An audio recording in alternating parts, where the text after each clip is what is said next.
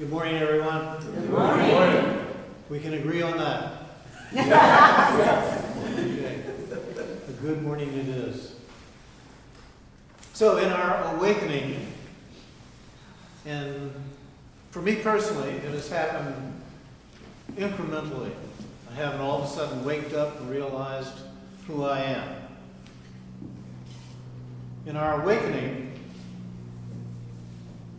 one of the discoveries that we make is that who we believe ourselves to be isn't who we really are. And this then projects us into a search to try to discover, what is this? Who is this? And what is this? Who is this not? Eckhart Tolle has an excellent way of presenting it, and he gives key indicators as to what's going on inside of us that we often are not paying attention to. And he brings to our attention how we live unconsciously and spend a great deal of our time in this unconscious state, not realizing that it has very little to do with our true nature, and we're acting things out, thinking things out, feeling things that are only relevant to an illusion. You imagine the whole world around yourself. You do not only sleep at night, but also in the daytime. In your present state of consciousness, your great illusion is that you think you are awake.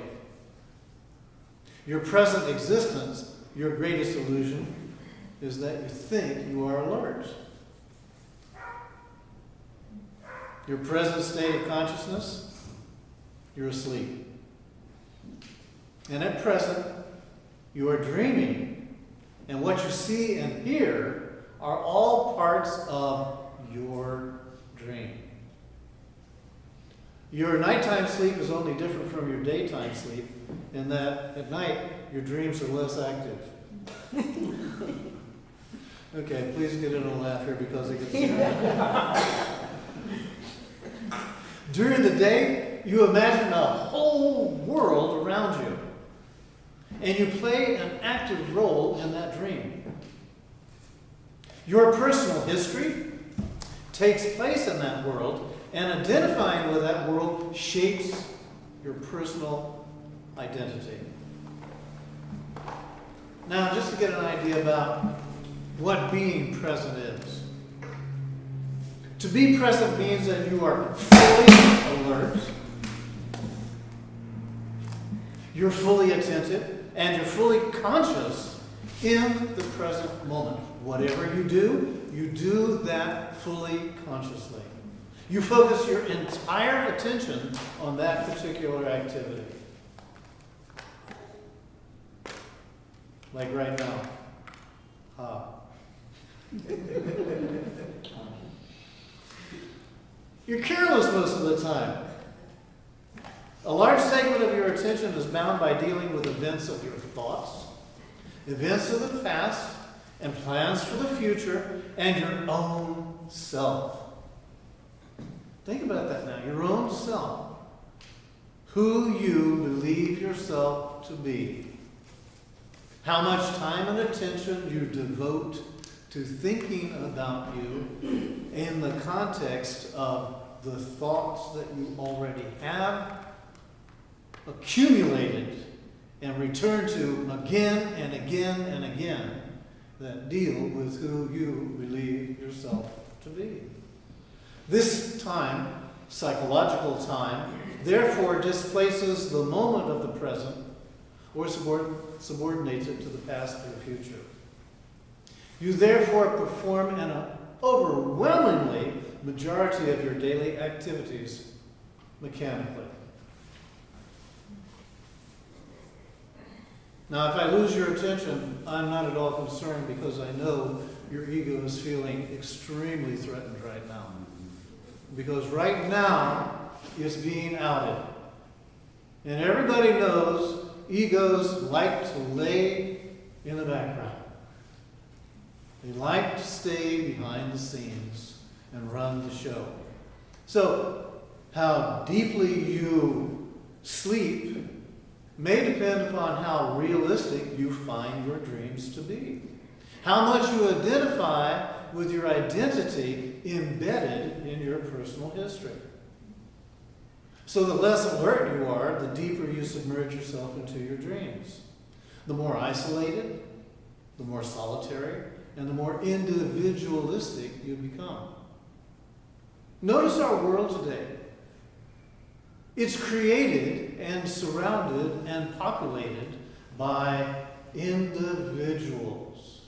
And notice how much identification is with that. I am. And we start out with what our parents gave us. My name is. And then all the things that they taught us. To where our egos, the voice inside our heads, took over without our even paying attention to it. And began to direct the show of who we are, who we're going to be, and how we're going to do it. Every sleeper, including you, has a separate world. All those different and separate worlds are created by the mind, which generates the state of separateness. The ego appears as the focus of our identification with our thoughts and our emotions. Allow yourself sometime in your life to be aware of thoughts that pass through your awareness, to be aware of feelings that come up and are connected to those thoughts, and see yourself as the observer of those thoughts, instead of the thinker of the thoughts, instead of the thoughts themselves, and you'll find you start the process of waking up. Sometimes our dearly beloved friend's suffering comes into the picture, and it alarms us in our sleep. But you soon hasten to return to your sleep and start a new dream. Start a new objective in life.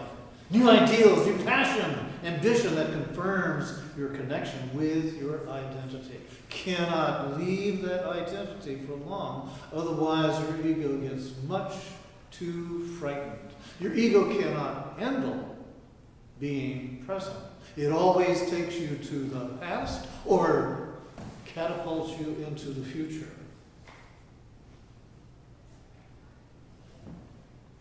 Exciting, isn't it?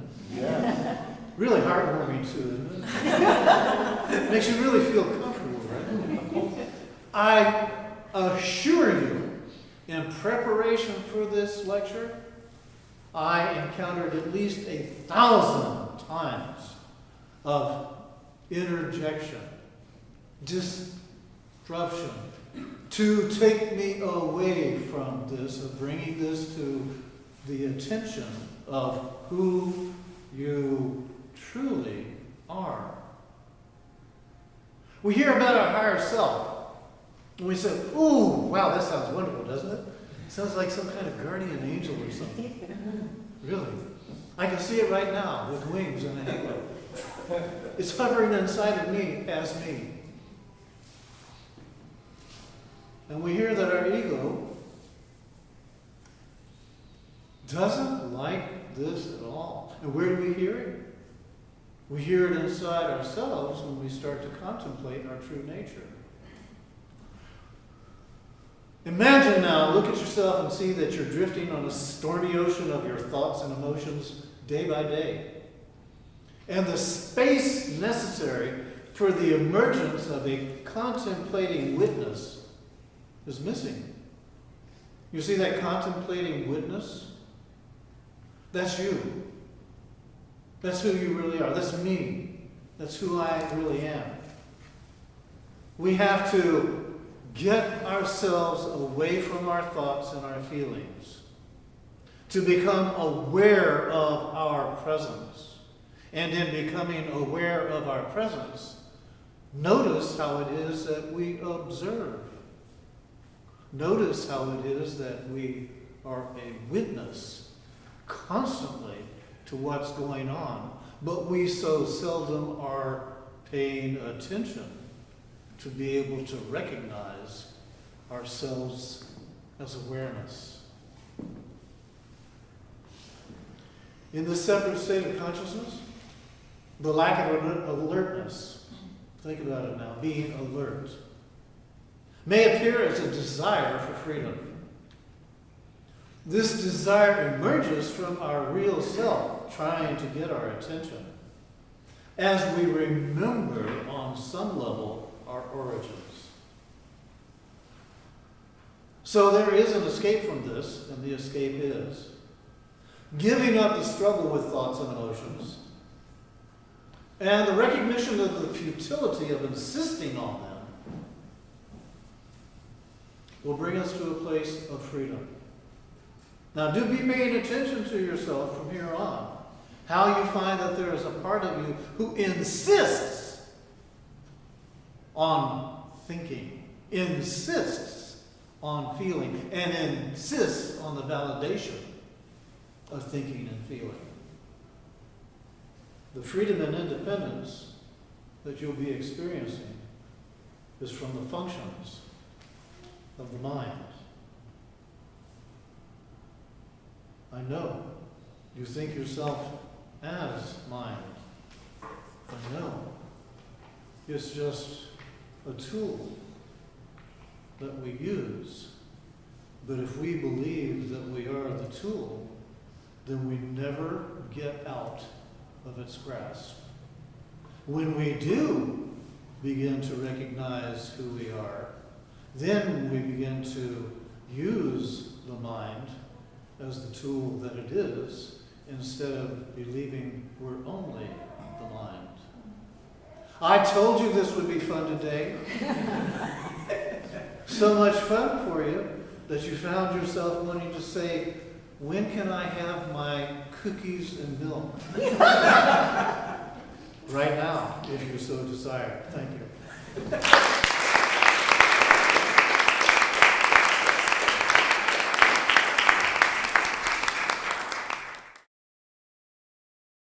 For more information about the Metaphysical Church of Enlightenment or the Rodin Foundation, please go to our website at www.rodin.org.